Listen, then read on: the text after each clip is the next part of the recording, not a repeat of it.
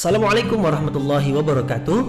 Mari klik subscribe di channel ini dan aktifkan tanda loncengnya untuk mendapatkan update pemberitahuan di video berikutnya.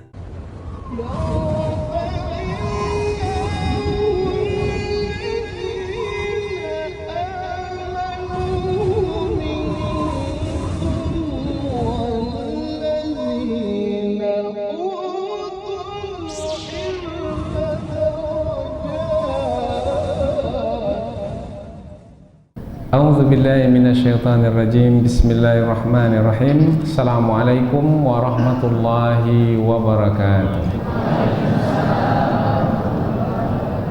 Alhamdulillahi rabbil alamin wa bihi nasta'inu ala umurid dunya waddin. Nasta'inuhu wa nastaghfiruh wa na'udzu billahi min syururi anfusina wa min sayyiati a'malina. فمن يهده الله فلا مضل له ومن يضلل فلا هادي له أشهد أن لا إله إلا الله وحده لا شريك له وأشهد أن محمدا عبده ورسوله لا نبي بعده أما بعد. Kita bersyukur kepada Allah Subhanahu wa taala yang masih melimpahkan rahmat dan nikmat-Nya. Kita bersyukur dengan mengucapkan Alhamdulillahi Rabbil Alamin. Tidak lupa pula bersalawat kepada Rasulullah dengan mengucapkan Allahumma salli ala Sayyidina Muhammad wa ala ali Sayyidina Muhammad. Dan bersalam kepada Rasulullah dengan mengucapkan Assalamu alayka ya Rasulullah. Alhamdulillah kita dapat kembali meneruskan pengajian tafsir ayat-ayat suci Al-Quran yang insyaAllah kita akan teruskan kepada ayat yang ke-32 dan 33 dari surah An-Nisa, yaitu tentang larangan iri hati kepada orang lain. Larangan iri hati, dilarang untuk iri hati.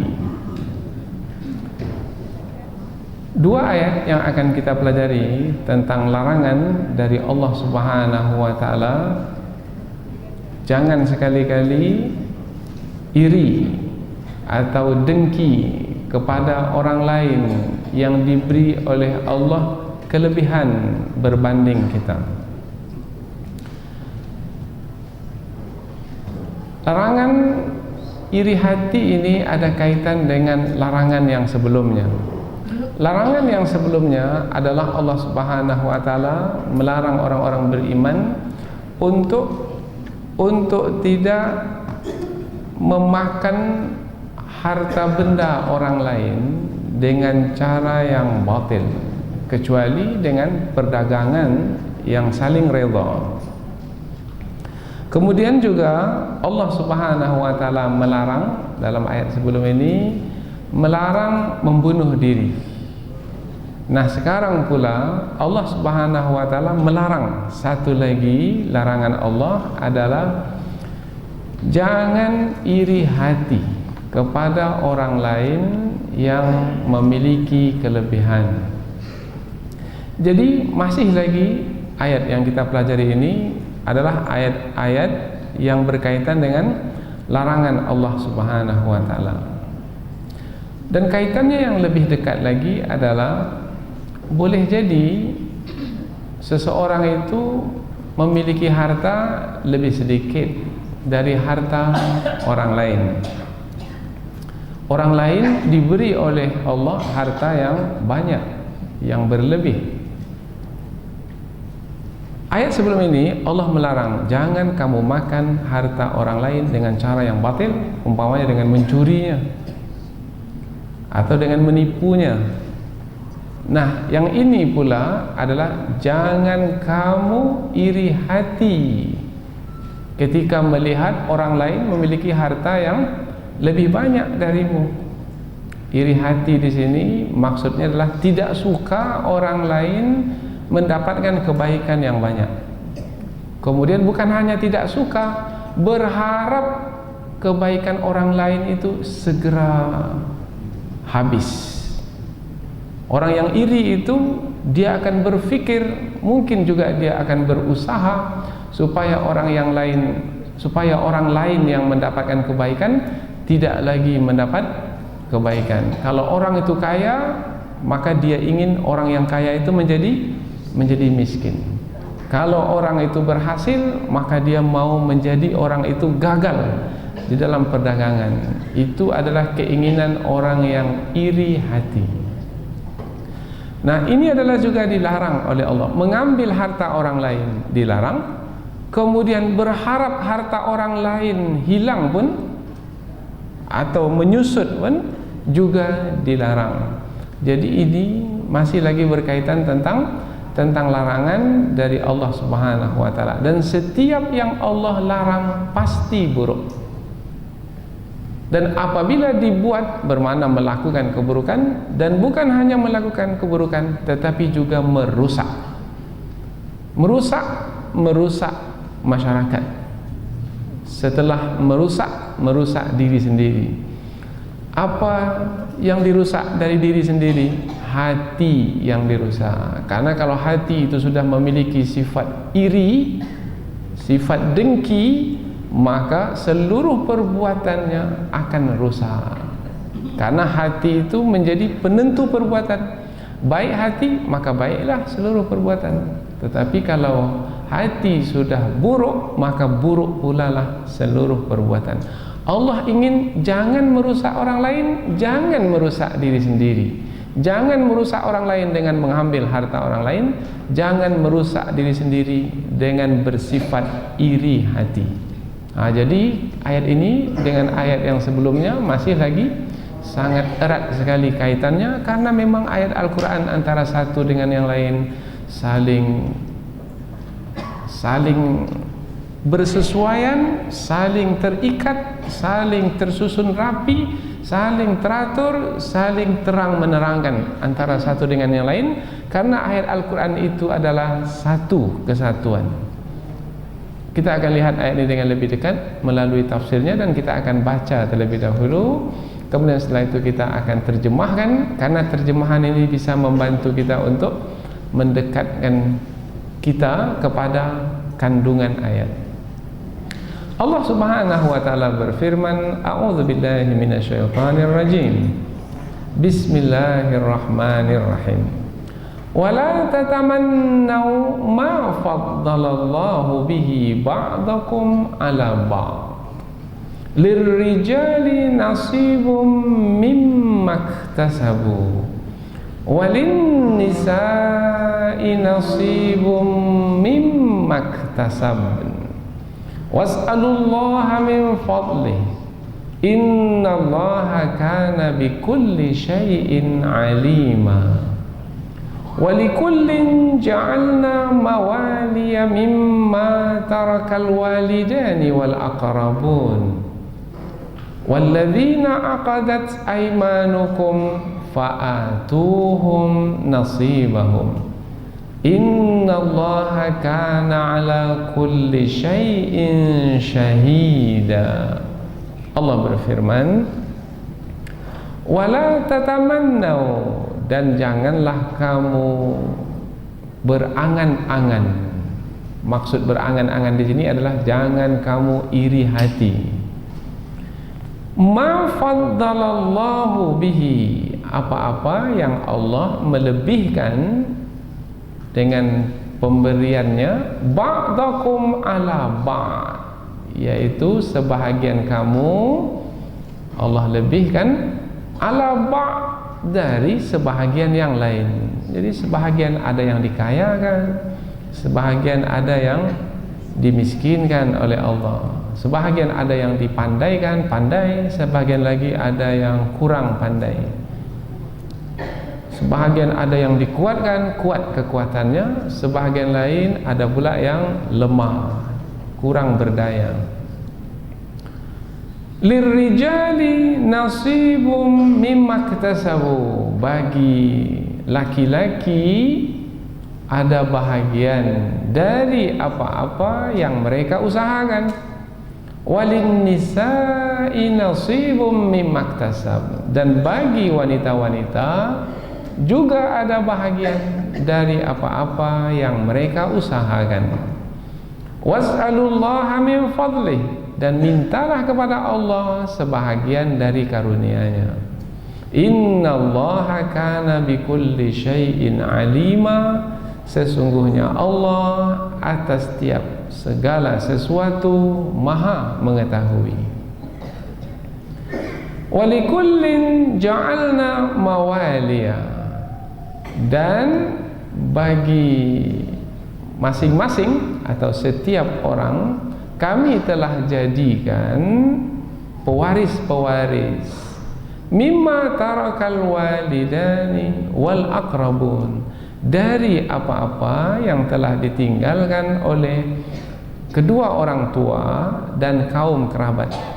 Nanti ada lagi satu lagi tafsirannya, yaitu dan dari setiap harta yang ditinggalkan kami telah menjadikan pewaris-pewaris, yaitu harta dari apa-apa yang ditinggalkan oleh kedua orang tua dan kaum kerabat. Nah, jadi ada dua tafsir, maka dalam terjemahan pun ada dua terjemahan. Walladzina aqadat aymanukum, dan orang-orang yang kamu bersumpah setia dengan mereka, fa'atuhum nasibahum, maka berikanlah kepada mereka bahagian mereka. Nanti kita akan terangkan, ada dua orang yang bersumpah setia, dia bukan dari kalangan keluarga orang lain, tidak ada sama di dalam keturunan, tidak dalam satu pertalian darah, tetapi mereka saling bersumpah setia. Umpamanya dahulu pada masa Rasulullah antara kaum Muhajirin dengan kaum Ansar, yang satu dari Mekah, yang satu dari Madinah. Dari sisi keturunan berbeda, tapi mereka bersumpah setia. Bersumpah setia nanti kita akan terangkan, yaitu mereka mengatakan, saya bahagian dari kamu, kamu bahagian dari saya, dan kamu mewarisi saya mewarisi kamu. Nah, itu namanya bersumpah setia. Bagaimana ini? Ini kan tak ada kaitan dengan pertalian darah. Ini tidak disebutkan di dalam ayat-ayat sebelum ini. Ayat-ayat sebelum ini menerangkan bahwasanya yang berhak menerima warisan dari yang lain adalah yang ada pertalian darah. Tapi dalam ayat ini disebut fa'atuhum nasibahum, dan berikanlah kepada mereka bahagian mereka. Mereka yang kamu bersumpah setia dengan mereka. Innallah, sesungguhnya Allah, kana ala kulli syai'in syahida, atas tiap segala sesuatu maha menyaksikan. Kalau tadi sesungguhnya Allah atas tiap segala sesuatu maha mengetahui, sekarang pula ayat yang kedua dari dua ayat yang kita pelajari ini, sesungguhnya Allah atas tiap segala sesuatu maha menyaksikan. Nanti kita akan terangkan mengapa di atas maha mengetahui, kemudian yang di bawah ini pula maha menyaksikan. Jadi ayat ini menerangkan tentang larangan iri hati terhadap orang lain yang mendapatkan kelebihan, apalagi kelebihan itu lebih pula dari yang kita terima. Jangan sampai. Kemudian Allah juga menerangkan tentang dalam pembahagian warisan, boleh jadi orang lain dapat lebih banyak dari kita. Umpamanya laki-laki dapat 2 kali lebih banyak dari perempuan. Jangan iri hati. Saya yang jaga emak, saya yang bawa emak ke rumah sakit, saya yang bersusah payah bawa emak, bukan 5 tahun, 10 tahun abang tak pergi kemana-mana. Tapi ketika emak wafat, dia pula yang dapat lebih banyak. Itu namanya iri hati. Apa sebab? Sebab Allah sudah menetapkan bahagian masing-masing. Kalau Allah sudah menetapkan, maka redhalah dengan ketetapan Allah. Jangan iri hati. Ini kalau kita kaitkan dengan pembahagian warisan. Tetapi ayat ini bukan hanya tentang pembagian warisan, tetapi secara umum. Maka apabila secara umum, jangan iri hati kepada siapapun yang memiliki kelebihan. Kita ulang sekali lagi terjemahan ayat, kemudian kita akan berikan tafsir ringkas, kemudian kita akan pindah ke tafsir yang lebih panjang. Dan janganlah kamu iri hati terhadap apa-apa yang telah Allah berikan kepada sebahagian kamu melebihi dari sebahagian yang lain. Bagi laki-laki ada bahagian dari apa-apa yang mereka usahakan, dan bagi wanita-wanita juga ada bahagian dari apa-apa yang mereka usahakan. Dan mintalah kepada Allah sebahagian dari karunia-Nya, sesungguhnya Allah atas tiap segala sesuatu Maha mengetahui. Dan bagi setiap orang Allah telah menjadikan pewaris-pewaris dari apa-apa yang ditinggalkan oleh kedua orang tua dan kaum kerabat, atau terjemahan yang kedua, dan dari setiap harta yang ditinggalkan kami telah menjadikan pewaris-pewaris dari apa-apa yang ditinggalkan oleh kedua orang tua dan kaum kerabat. Allah telah tetapkan siapa penerima-penerima warisan.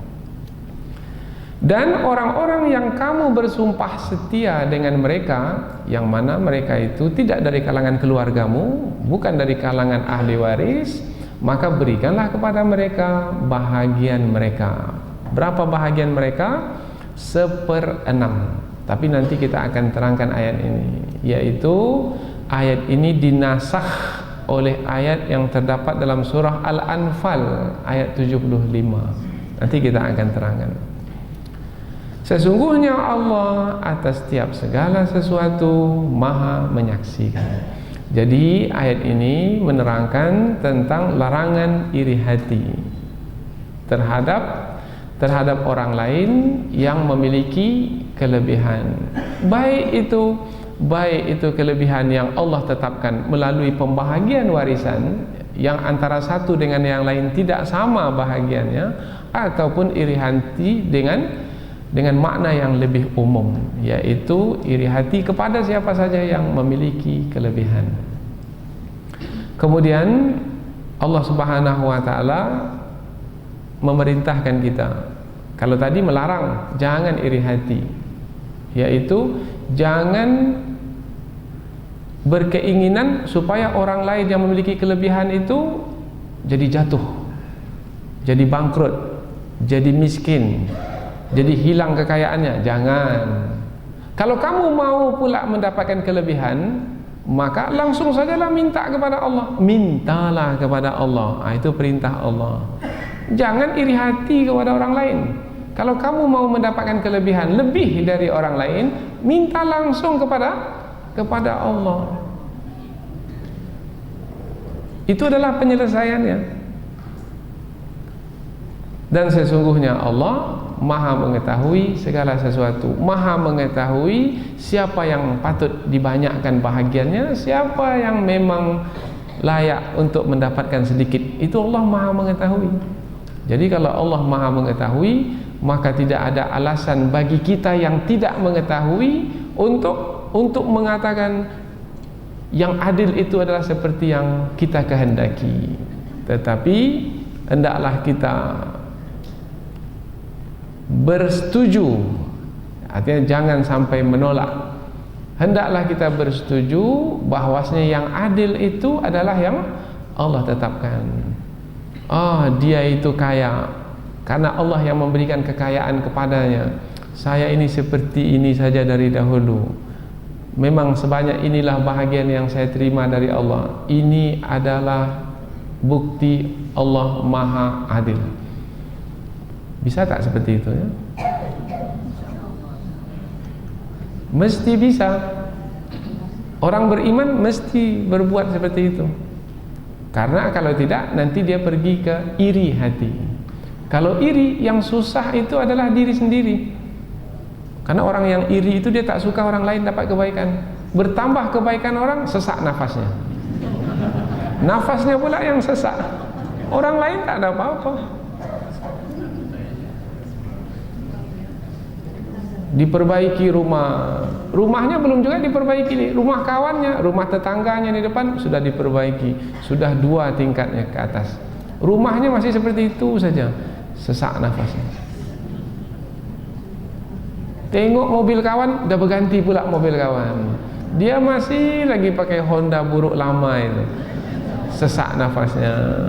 Ini orang yang iri. Lalu yang susah siapa? Yang susah diri sendiri. Orang lain itu senang saja hidupnya. Maka supaya jangan menyusahkan diri sendiri, jangan iri hati. Lalu pembahagian rezeki itu Allah yang membagi. Allah yang membagi, pasti itu adalah yang terbaik bagi semua. Yang terbaik bagi kita mungkin dengan sedikit harta itu mesti kita terima, karena belum tentu lagi harta kita banyak adalah baik bagi kita. Maka apabila kita ditakdirkan oleh Allah mendapat harta yang sedikit, itu adalah lebih baik bagi kita. Jadi kembalikan kepada Allah, jangan kembalikan kepada hawa nafsu. Karena kalau dikembalikan kepada hawa nafsu itu tidak pernah merasa puas. Maka kita nanti akan terbeban oleh keinginan hawa nafsu kita sendiri. Terbeban, sesak nafas, sempit dada, tertekan jiwa. Maka nanti jantungnya akan menyerang dirinya sendiri. Maka disebutlah penyakit serangan jantung. Bukan orang lain yang menyerangnya, jantungnya sendiri yang menyerang. Akhirnya jatuh tumbang, kemudian menderitalah sampai ke akhir hayat. Kemudian Allah juga menerangkan bahwasanya boleh juga pewarisan itu berlaku dengan bersumpah setia dengan seseorang yang tidak ada kaitan darah dengan kita. Boleh? Boleh. Tetapi sebahagian ulama mengatakan bahwasanya ayat ini telah dinasakh. Maka pembolehan itu di awal Islam dahulu.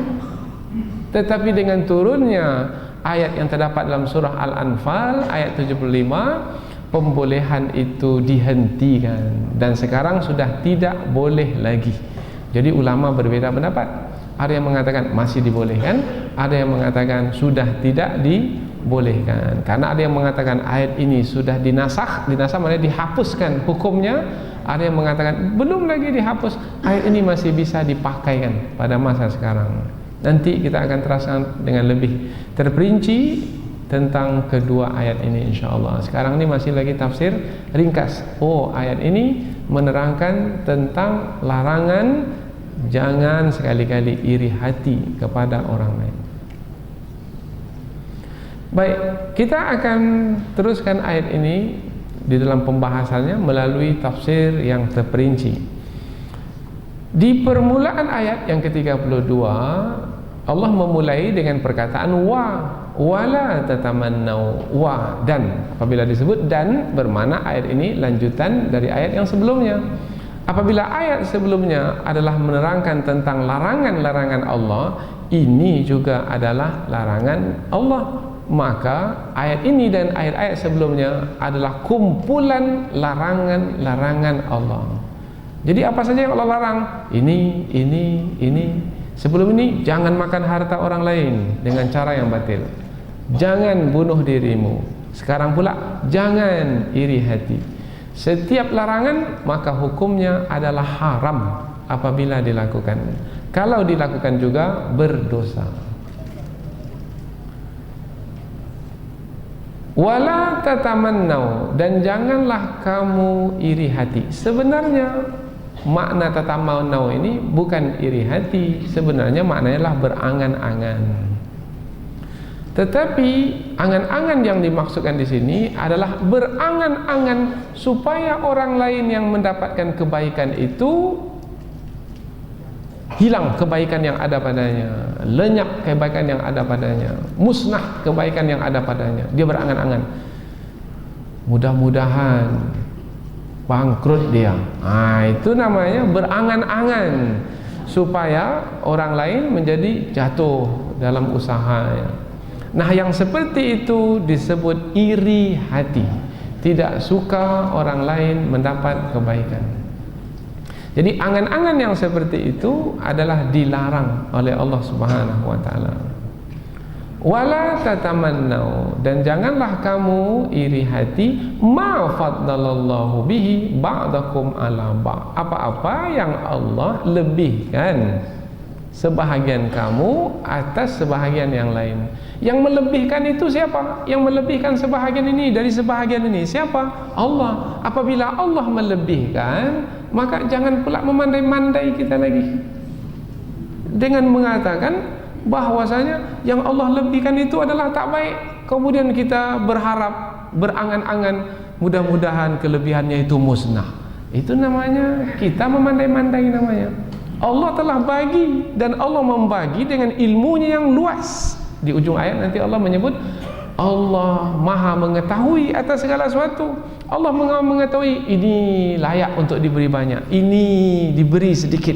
Allah maha mengetahui, dan itu akan mendatangkan kebaikan bagi semua. Tapi kita pula memandai-mandai, tak baiklah banyak untuk dia itu.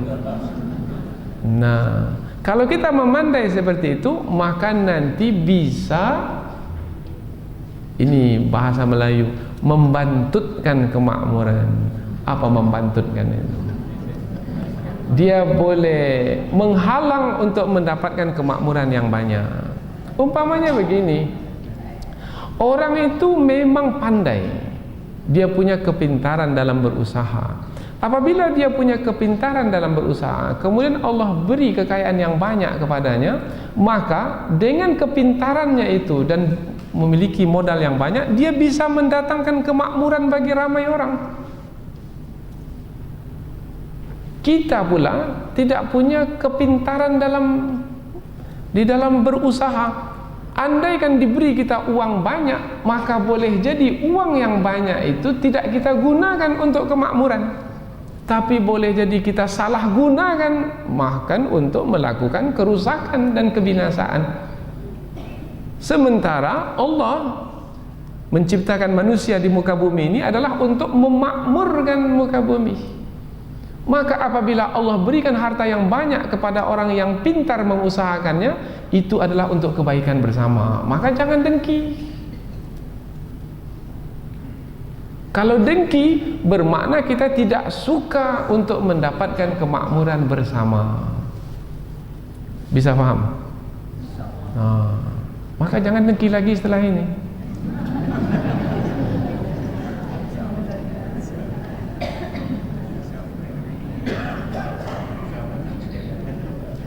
Karena boleh jadi kalau kita paksakan juga keinginan kita yang berlaku, kita mau harta yang banyak, sementara harta yang banyak ketika sampai ke tangan kita, dia menjadi mati. Mati mana tak bisa dimanfaatkan oleh orang lain. Maka itu bisa menggugat kemakmuran yang akan kita capai bersama. Maka apabila kita tak mampu, maka kemudian diberi sedikit oleh Allah, maka syukurilah yang sedikit itu, ridhalah dengan yang sedikit itu, sabarlah. Sabar maknanya tahan keinginan hawa nafsu dengan yang sedikit itu.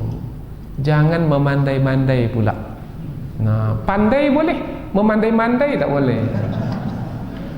Karena seakan-akan yang ia kehendaki itu yang lebih baik, padahal sebenarnya adalah yang Allah tetapkan itu lebih baik. Maka digunakan kata faddala, faddalallah, yang Allah telah karuniakan kelebihan sebahagian kamu atas sebahagian yang lain.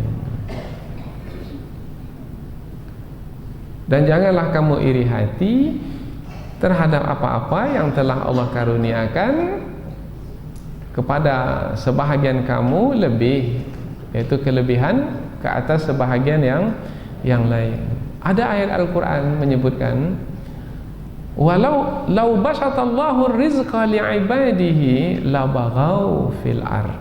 Kalaulah Allah tu melapangkan rezeki bagi hamba-hambanya yang tertentu, maka niscaya hamba-hamba tersebut akan melakukan kerusakan di muka bumi, akan melampaui batas di muka bumi.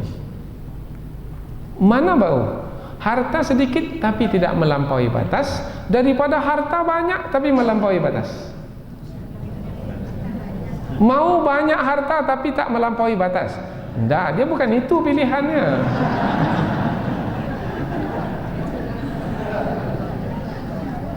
Pilihannya adalah mana mau harta sedikit tapi tidak melampaui batas, daripada harta banyak tapi melampaui batas.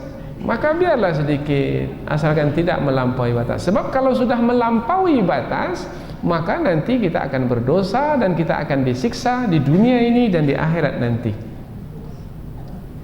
Biarlah harta sedikit, kemudian kita tidak melampaui batas, selamat di dunia, selamat di akhirat, senang di dunia, senang di akhirat. Kita tengok ada orang tu miskin, selamat di dunia dia, selamat pula dia di akhirat, sebab dia tidak melampaui batas dengan hartanya yang sedikit. Ada orang hartanya banyak, melampaui batas, banyak harta berlebih-lebih, akhirnya dia melakukan kemaksiatan dengan hartanya yang banyak. Berjudilah dia dengan hartanya yang banyak, mabuk-mabukanlah dia, berfoya-foya, berzina dan lain sebagainya. Bahkan ada yang menyombongkan diri, ada yang membunuh orang lain dengan hartanya bendanya yang banyak, diupahnya orang lain, tak suka kepada orang tersebut, habisi dia, untuk kamu 10 juta umpamanya. Kemudian dengan hartanya yang banyak, jatuhkan dia, kemudian diupahnya orang-orang tertentu, masukkan dia ke penjara dan lain sebagainya. Itu bermakna telah melampaui batas dengan harta yang banyak yang ada padanya. Kalau orang hartanya sedikit, tak bisa dia mengupah orang lain. Karena tak bisa mengupah orang lain, redha sajalah dengan apa yang Allah tetapkan, itu lebih selamat. Maka jangan kita memandai-mandai bahwasanya kalau banyak harta adalah baik. Belum tentu. Memang kita diperintahkan adalah untuk berusaha sekuat tenaga supaya dapat harta banyak, boleh, tapi dengan cara yang baik. Kemudian bekalkan diri dengan cukup, sehingga ketika harta kita itu banyak, kita tidak melampaui batas. Kemudian Allah kaitkan, tidak mengapa kita ini berusaha sungguh-sungguh kemudian kita mendapatkan harta yang banyak, lebih banyak dari orang lain. Tidak mengapa. Apa sebab? Sebab Allah telah menetapkan laki-laki ataupun perempuan, kalau dia berusaha sungguh-sungguh, dia dapat bahagian. Laki-laki berusaha sungguh-sungguh dapat bahagian, dapat bahagian banyak. Wanita berusaha sungguh-sungguh dapat bahagian banyak. Nah, ini yang Allah sebutkan, lirrijali nasibum mimmaktasabu walin nisa'i nasibum mimmaktasab. Bagi laki-laki itu bahagian dari apa-apa yang mereka usahakan, dan bagi wanita-wanita itu juga ada bahagian dari apa-apa yang mereka usahakan. Karena disebut kata yang diusahakan, bermakna kita diperintah untuk berusaha supaya mendapatkan harta. Dan sebanyak mana usaha yang kita usahakan, yang kita lakukan, maka sebanyak itu pula lah Allah akan memberikan bahagian. Dan seberapa banyak bahagian yang Allah berikan kepada kita, terimalah dengan redha. Ada kalanya kita berusaha banyak dari orang lain, dapat sedikit. Ada kalanya orang lain berusaha sedikit saja, di rumah saja dia berusaha sedikit, dengan telepon saja dia dapat dia rezeki. Kita pula banting tulang dapat usaha sedikit. Nah, berapa banyak yang kita dapatkan, tapi kita berusaha, orang tu berusaha, kita pun berusaha. Berapa banyak yang kita dapatkan, itu adalah yang Allah tetapkan, maka redhalah. Apa mana redha? Kalau disebut kata redha, bermakna ada dua kehendak, kehendak Allah dan kehendak kita. Redha maknanya samakan kehendak kita dengan kehendak Allah. Kehendak kita mau harta banyak, kehendak Allah tidak, wahai hambaku, sekian saja untukmu. Jangan paksa diri, mau banyak, mau banyak, mau banyak, sesak nafas nanti, sengsara. Redha maknanya, ya Allah, kalau memang sebanyak ini yang engkau tetapkan untuk hamba, hamba sesuaikan kehendak hamba dengan kehendakmu, hamba redha ya Allah. Nah, ini hamba yang redha. Akhirnya tak ada beban apa-apa. Diberi sedikit puas, redha. Diberi banyak pun lebih puas. Kalau dibalik begitu juga, diberi banyak redha, diberi sedikit pun redha, tak diberi pun redha. Akhirnya hatinya itu tidak dikuasai oleh harta yang datang dan pergi. Hati kalau dikuasai oleh harta yang datang dan pergi, ketika harta itu datang dia senang, ketika harta itu pergi dia susah. Itu hati dikuasai oleh harta yang datang dan pergi. Mau datang datanglah, mau pergi pergilah, tak ada masalah. Kalau hati itu menguasai harta, maka harta itu mau banyak banyaklah, mau sedikit sedikitlah. Mau dapat dapatlah, mau pergi pergilah. Akhirnya ia tidak diombang-ambingkan oleh harta. Sekarang ramai orang yang diombang-ambingkan oleh harta. Susut hartanya, sesak nafasnya. Lah kurang pitih lah. Biasanya banyak, sekarang sudah menyusut. Biasanya bertambah terus uang di bank, sekarang pula uangnya di bank disusut. Bulan ini mobil dilanggar orang, umpamanya. Bulan sebelumnya badan pula sakit. Bulan sebelumnya orang berhutang tak bayar. Bulan yang sebelumnya lagi sesak nafasnya. Apa sebab? Sebab berkurang terus. Akhirnya ia menjadi hamba kepada hawa nafsunya sendiri. Dia menjadi tunduk kepada hawa nafsunya. Orang yang seperti ini tidak akan pernah merasa senang dalam hidup, tak akan pernah. Ia akan terpasung, dia akan dipenjara oleh keinginan nafsunya sendiri. Apalagi kalau berkaitan dengan orang lain. Baik, ada lagi tafsiran yang lain. Lirijali nasibum mimma iktasabu, maknanya bagi laki-laki bahagian dari apa yang mereka usahakan. Ini kaitannya dengan pahala dan dosa. Apabila laki-laki buat baik, dapat pahala. Apabila laki-laki buat buruk, buat yang salah, dapat dosa. Karena itu yang dia usahakan, maka itu bahagian untuknya.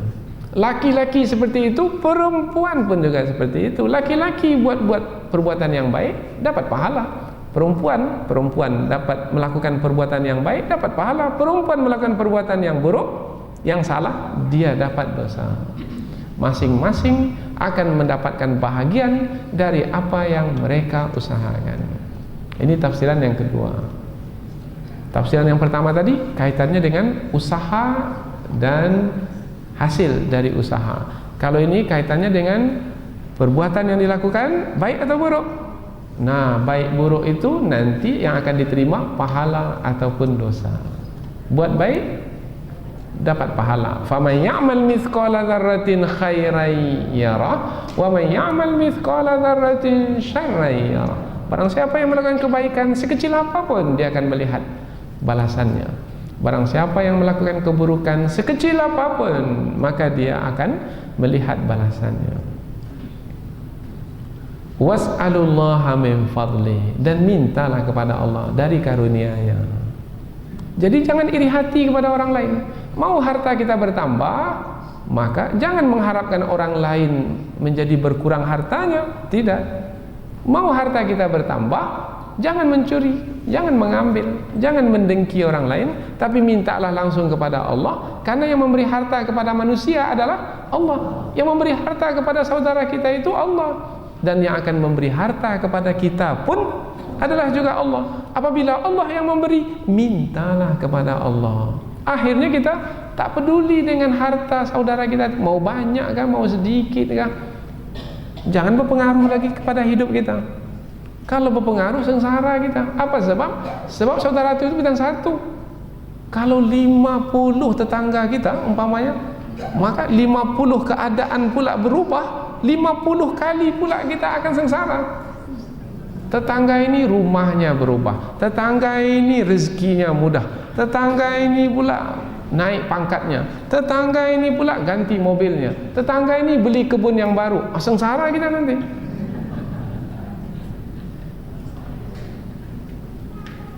Bercerita dengan kawan, kata kawan, alhamdulillah sekarang saya dipindahkan ke dinas ini. Alhamdulillah sekarang dia masih di dinas itu juga lagi, dinas kering, sementara kawannya dinas basah.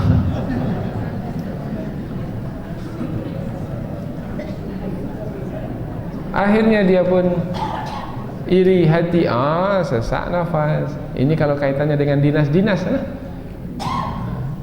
kaitannya dengan perdagangan juga begitu. Alhamdulillah, perdagangan saya yang lama ini bisa membuka perdagangan yang baru, dan yang baru ini pula, Allahu Akbar, 3 kali lebih bagus dari yang sebelum ini. Yang sebelum ini keuntungan saya 100% saja, ini keuntungan saya 300%. Dia mendengar kawannya 100%, 300%, sementara dia 5% pun susah dia cari. Maka dia pun menjadi sesak nafasnya, stres. Orang yang seperti ini tidak akan pernah nyaman di dalam hidup, karena yang bermasalah adalah hatinya. Lalu bagaimana cara menyelesaikannya? Cara menyelesaikannya minta kepada Allah. Jadi perkataan was'alullaha min fadlih untuk menyelesaikan iri hati yang ada di dalam dada. Kita sendiri yang akan menyembuhkan penyakit kita, penyakit hati kita. Orang lain tak akan mungkin mampu, kita sendiri. Ya Allah, berilah hamba rezeki sebagaimana Engkau beri rezeki kepada saudara hamba itu. Jadi adalah tenang sedikit hati yang bergejolak itu.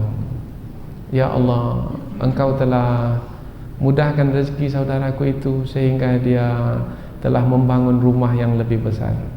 Maka ya Allah, berikan pula rezeki kepada kami. Kami dah 30 tahun di rumah ini ya Allah, sehingga bisa pula lah kami membangun rumah seperti rumah saudara kami itu.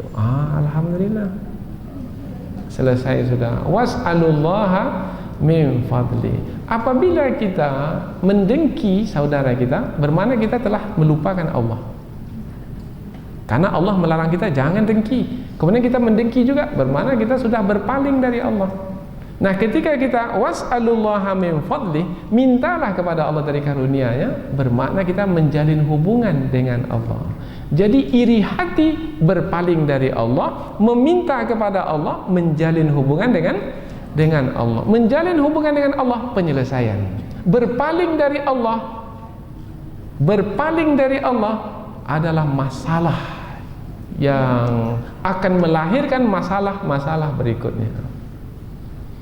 Jadi penyelesaian dari masalah kembali kepada Allah dengan cara meminta kepada Allah.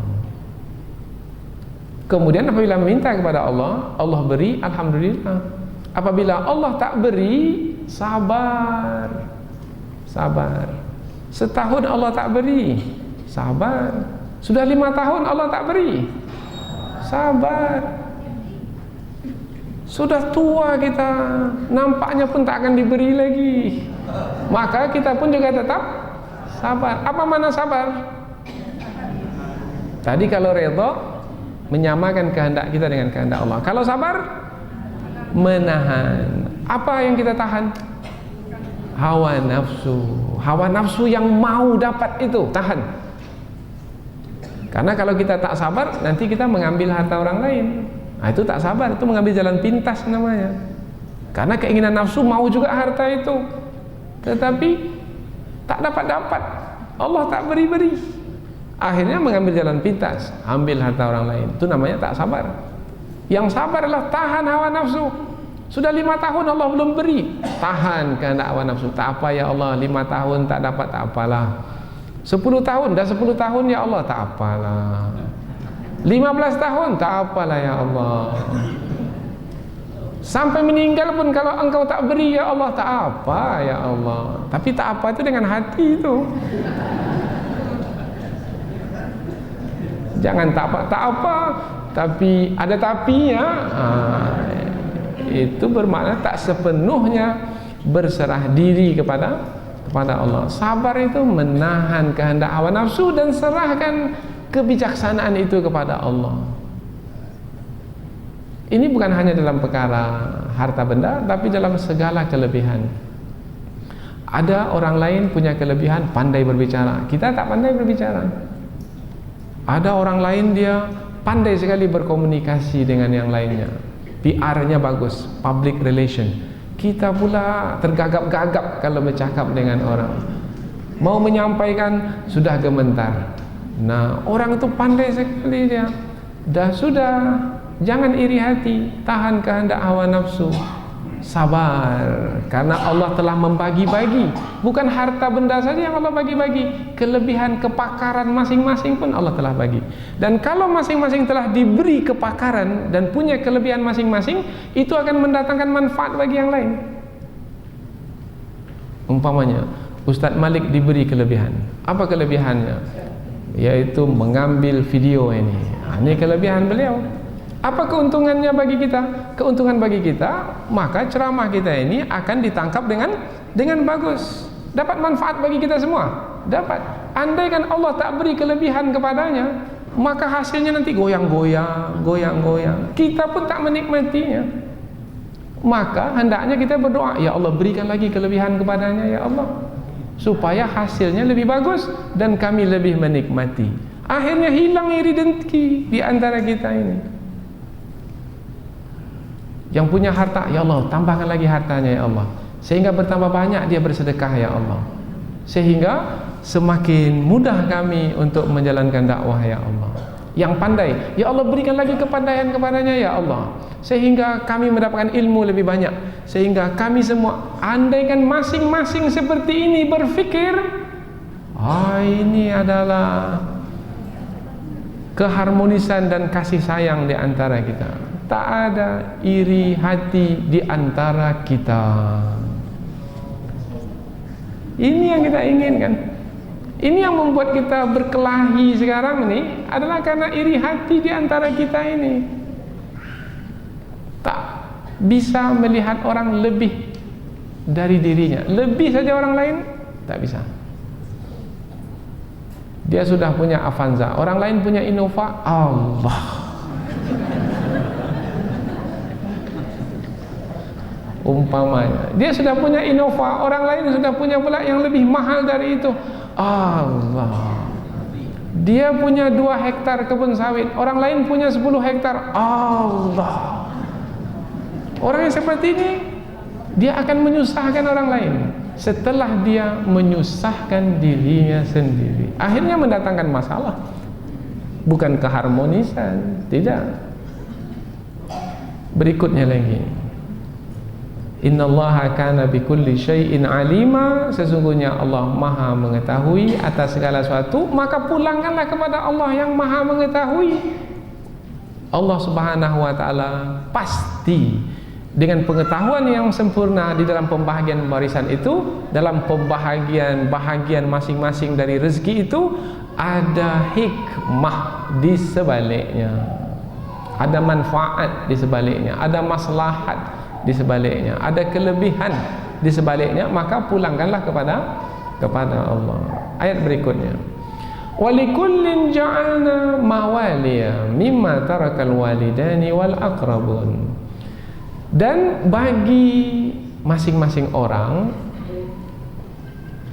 Allah telah jadikan, kami di sini ya, kami di sini adalah Allah, kami telah jadikan sebagai pewaris-pewaris dari apa-apa yang ditinggalkan oleh kedua orang tua dan kaum kerabat. Umpamanya salah satu dari orang tuanya, ayahnya meninggal, nah masing-masing itu sudah ditetapkan sebagai pewaris. Siapa dia? Dia umpamanya anak laki-laki dapat sekian, anak perempuan dapat sekian. Masing-masing telah ditetapkan oleh Allah sebagai pewaris. Kaum kerabat begitu juga. Saudara kita meninggal, umpamanya ahli warisnya yang utama, tidak ada yang menghalang, maka saudara pun juga dapat bahagian kaum kerabat. Allah telah menetapkan. Kemudian ada lagi tafsiran yang kedua, masing-masing Allah tetapkan menjadi pewaris. Apabila ada yang meninggal dunia, ada pewaris yang Allah telah tetapkan. Kemudian dari harta yang ditinggalkan oleh yang meninggal dunia pun juga Allah telah menetapkan siapa pewaris-pewarisnya. Umpamanya ada harta 1 miliar Nah, bagi harta yang 1 miliar itu kami telah tetapkan pewaris-pewaris dari harta yang 1 miliar yang ditinggalkan oleh kedua orang tua atau kaum kerabat itu. Siapa saja pewarisnya? Sudah kita terangkan sebelum ini. Jadi apabila Allah telah menetapkan, maka jangan bantah yang telah Allah tetapkan. Ikuti yang Allah tetapkan. Apa sebab? Sebab yang Allah tetapkan itu adalah yang terbaik bagi diri kita. Kemudian berikutnya lagi adalah walladzina aqadat aymanukum fa'atuhum nasibahum. Dan orang-orang yang kamu bersumpah setia dengan mereka. Ini kita telah terangkan tadi, yaitu tidak ada kaitan dengan kita dari sisi pertalian darah, tetapi kita bersumpah setia dengannya. Umpamanya dahulu kaum Muhajirin dan Ansar, sampai mereka mengatakan dami damuk, darahku darahmu, tarisuni arisuk, kamu mewarisiku, aku mewarisimu. Kemudian bersumpah setia dengan nama Allah, kita ini akan waris mewarisi, akan tolong menolong. Bismillahirrahmanirrahim. Demi Allah, kita ini menjadi dua saudara yang akan tolong menolong, waris mewarisi. Nah, apabila demikian, maka yang lain itu, apabila yang satunya meninggal dunia, maka yang lain itu mendapat bahagian. Berapa bahagiannya? 1/6. Mendapat bahagian 1/6. Sekarang ini boleh atau tidak? Nah, ada dua pendapat. Pendapat yang pertama, kalau ayat ini tidak dinasakh, maka boleh. Tetapi apabila ayat ini dinasakh, maka tidak lagi boleh bersumpah setia pada hari ini untuk waris mewarisi. Apa sebab? Sebab dalam surah Al-Anfal, bagi orang yang memahami ini telah dinasakh, telah dihapuskan hukumnya. Di dalam surah Al-Anfal Allah menyebut wa ulul arham ba'duhum aula bi ba'din fi kitabillah, yaitu yang bertalian darah itu adalah lebih utama untuk waris mewarisi dalam kitab Allah berbanding yang bersumpah setia. Nah, dengan ayat tersebut, maka apabila ayat itu menasakh ayat ini, maka ayat ini sudah tidak ada lagi hukumnya. Kalau tak ada hukumnya, untuk apa lagi gunanya ditetapkan di sini? Untuk dibaca. Satu, karena membacanya ada pahala. Dan yang kedua, untuk apa lagi ditetapkan di sini? Mengapa tidak dihilangkan saja, diangkat saja oleh Allah? Tujuannya adalah untuk menerangkan tentang hukum dahulu, adalah menerangkan bahwasanya di awal Islam itu, umat Islam itu karena ada yang masuk Islam, kemudian terputus hubungan dengan saudara-saudaranya yang lain. Saudaranya yang lain itu masih lagi kafir. Nah, yang masuk Islam ini dia sendiri, kemudian dia punya harta. Siapa yang akan mewarisi hartanya itu? Sementara saudaranya yang kafir tak boleh mewarisi hartanya. Karena dalam Islam, yang kafir tidak boleh mewarisi yang telah beragama Islam, yang telah beragama Islam tidak boleh mewarisi yang kafir. Lalu siapa yang akan mewarisi? Oh, yang akan mewarisi adalah dia buatlah si pewarisnya melalui sumpah setia dengan saudaranya, karena mereka lebih rapat dengan saudara-saudara yang beriman berbanding dengan ahli keluarga sendiri yang masih lagi di dalam kekufuran, di dalam kemusyrikan. Itu di awal Islam. Sekarang karena Islam ini telah berkembang, kemudian di dalam keluarga kita semua beragama Islam, ayah ibu beragama Islam, maka tidak lagi berhajat kepada bersumpah setia dengan orang lain. Kalau bersumpah setia juga boleh, tetapi tidak untuk waris mewariskan, tetapi hanya untuk tolong menolong saja. Tolong saya ya, baik, saya juga akan tolong kamu. Sumpah setia, bismillah. Kemudian jabat tangan dia umpamanya, maka digunakan kata aiman. Aiman itu maknanya jamak dari yamin. Yamin itu tangan kanan. Mengapa disebut tangan kanan bersumpah setia? Karena biasanya kalau bersumpah itu akan berjabat tangan tanda kokohnya perjanjian antara dua orang yang bersumpah setia. Fa'atuhum nasibahum, maka berikan kepada mereka bahagian mereka. Andaikan ayat ini tidak dinasakh, 1/6 untuknya. Andaikan ayat ini dinasakh, maka tidak ada hukumnya lagi. Innallaha kana ala kulli syai'in syahida. Sesungguhnya Allah atas tiap segala sesuatu maha menyaksikan. Maknanya Allah menyaksikan perbuatanmu. Yaitu kalau dalam ayat ini, yaitu menyaksikan pembahagian warisan. Masing-masing kamu kan menjadi pewaris. Nah, bahagian kamu berapa? Allah menyaksikan kamu mengambil berapa. Apakah sesuai dengan bahagianmu atau tidak? Allah maha menyaksikan. Ataukah kamu menipu? Allah menyaksikan. Kemudian juga tentang sumpah setia, Allah juga menyaksikan orang yang bersumpah setia. Maka apabila memang telah bersumpah setia, kemudian waris mewarisi, berikan 1/6, Allah menyaksikan sumpah setia dahulu, dan menyaksikan pemberian 1/6 kepada saudaranya yang ia telah bersumpah setia dengannya. Allah maha menyaksikan, maka jangan sekali-kali kamu melanggar ketentuan yang telah ditetapkan. Karena Allah maha menyaksikan, Allah akan meminta pertanggungan jawab kembali ke atas setiap apa yang kamu lakukan. Karena Allah maha menyaksikan. Jadi ketika disebut Allah maha menyaksikan, kaitannya dengan perbuatan kita mesti kita jaga, termasuk di dalam pembahagian warisan, kemudian juga di dalam memberikan hak kepada orang yang memilikinya, seperti 1/6 kepada orang yang telah bersumpah setia dengannya, atau mengabaikan hukum ini apabila kita memahaminya sebagai ayat yang telah dinasakh oleh ayat yang terdapat di dalam surah Al-Anfal ayat 75. Dengan demikian nampaklah bahwasanya Allah Subhanahu wa taala mengatur hidup kita, dan yang Allah tetapkan adalah yang terbaik bagi hidup kita. Tinggal lagi sekarang kita yang beriman kepada Allah, mau diatur oleh Allah atau tidak. Allah yang mengatur itu maha mengetahui. Maka hendaknya mau diatur oleh Allah, dan bersungguh-sungguhlah menjalankan apa yang Allah tetapkan, karena Allah maha menyaksikan apa yang kita lakukan.